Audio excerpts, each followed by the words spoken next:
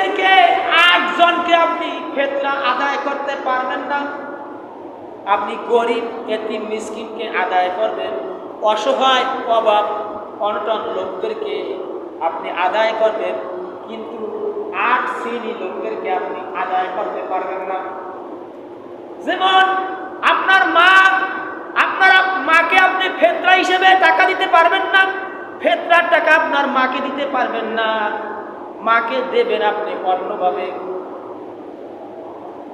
আপনার মূল সম্পদ থেকে আপনার মাকে দান করবেন। বাবাকে আপনি ফিতরার টাকা আপনি দিতে পারবেন না। আপনার ছেলেকে আপনি ফিতরার টাকা দিতে পারবেন না, আপনার মেয়েকে আপনি ফিতরার টাকা দিতে পারবেন না। অনেকে বলে, হুজুর আমার ছেলে তো গরিব, আমার তো তেমন টাকা পয়সাও নাই, আর আমার এই ছেলে যদি আমার টাকাটা পায় তাহলে দেখা যায় আমার ফ্যামিলির ভিতরে এই টাকাটা থাকলো। আমি বলি না, এরা কোনো চিন্তা চেতনা ভুল আপনার। কারণ আপনার ছেলেকে আপনি ফিতরার টাকা আদায় করতে পারবেন না, দিতে পারবেন না, মেয়েকে দিতে পারবেন না। আপনার নানা নানিকে আপনি ফিতরার টাকা আদায় করতে পারবেন না, ফিতরা হিসেবে তাদেরকে টাকা দিতে পারবেন না। আপনার দাদা দাদিকে আপনি ফিতরা হিসেবে তাদেরকে টাকা দিতে পারবেন না। আপনি দেবেন কিন্তু অন্যভাবে। এই 8 জনকে, অর্থাৎ মা বাবা, ছেলে মেয়ে, দাদা দাদি, নানা নানি, এই 8 জনকে ফিতরা হিসেবে তাদেরকে দিতে পারবেন না, অন্যভাবে তাদেরকে দিতে হবে।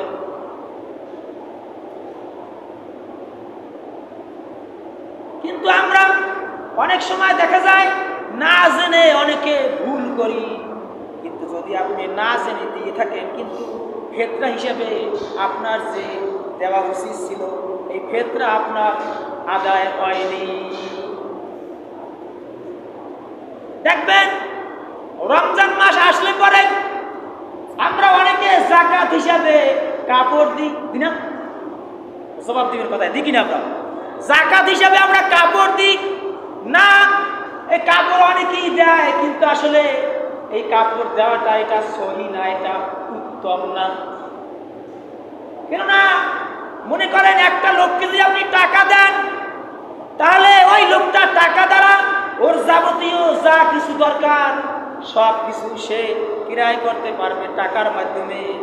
কিন্তু আপনি যদি একটা তারের লুঙ্গি দেন বা একটা কাপড় দেন, আর কাপড় এমন কাপড় দেয় একবার দেওয়ার পরে দ্বিতীয়বার করতে পারে না, আছে না?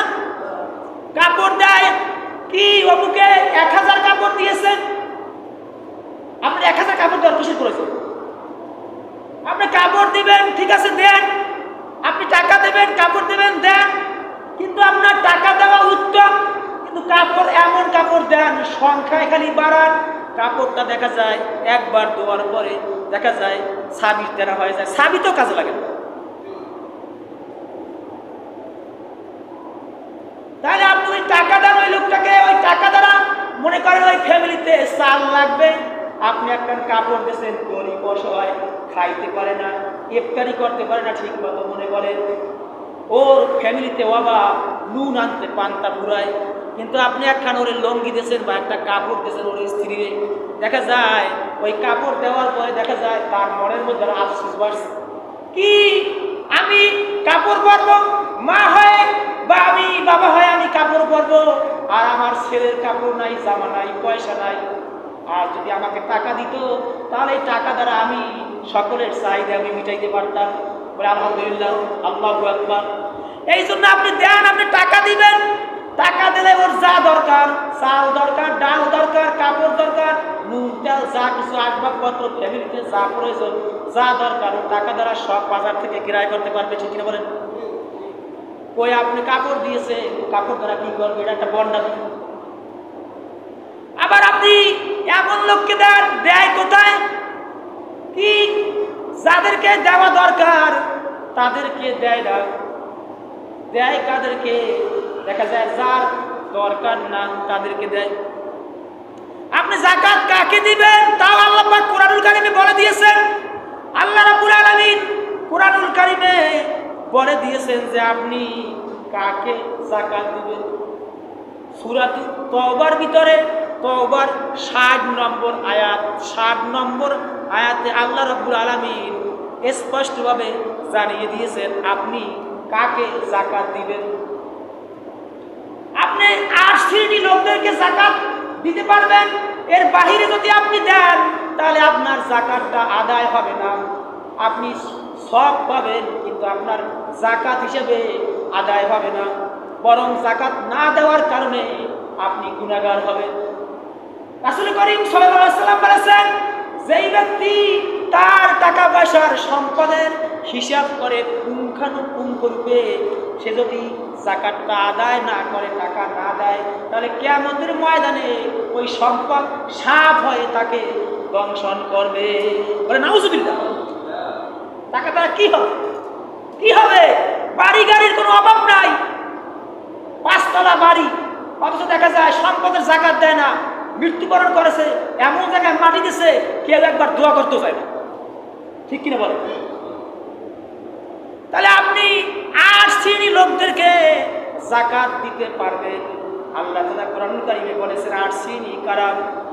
ইন্নামাস সাদাকাতু লিল ফুকারাই ওয়াল মাসাকিনি ওয়াল আমিলিনা আলাইহা ওয়াল মুওয়াল্লাফাতি কুলুবুহুম ওয়া ফির রিকাবি ওয়াল গামিরিনা ওয়া ফি সাবিলিল্লাহি ওয়া বুনিস সাবিল ফারিদাতাম মিনাল্লাহ আল্লাহু আলিমুন হাকীম। আল্লাহ পাক বলেছেন ইন্নামাস সাদাকাতু লিল ফুকারা। আপনি এখানে এই আয়াতের ভিতরে আল্লাহ তাআলা 8 জনের নাম ঘোষণা করেছেন। 1 নম্বরে 8 জন কারা? 1 নম্বরে ফকির। 1 নম্বরে কে?